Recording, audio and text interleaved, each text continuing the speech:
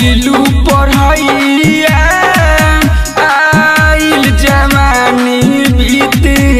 गइल लड़ी कइया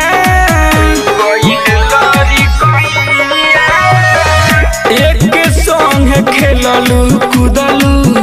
कइलू पढ़ाइया आइल जवानी बीत गइल लड़ी कइया तनी मन पर पहिले के बतिया हो कहीं कटत रहे दिन कहीं रतिया हो का मिलल हमर खोतवा उजारी के काहे छोड़लू जिंदगी बिगाड़ी के याद पारो लड़ी कइया के यारी के काहे छोड़लू जिंदगी बिगाड़ी के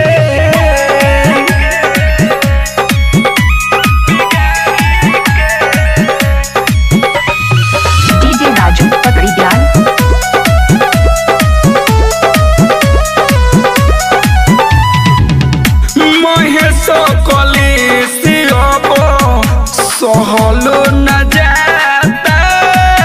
सोनू बता दो कौन भइल हमसे खाता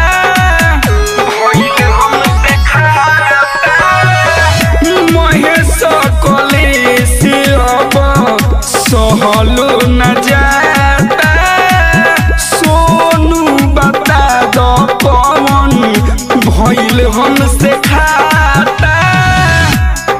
हमके तू जाने लुआ नारी हो काहे इनक से जोड़ ले लुयारी हो का मिलो हमर देहिया झोकारी के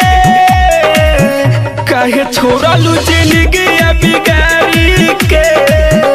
याद पारो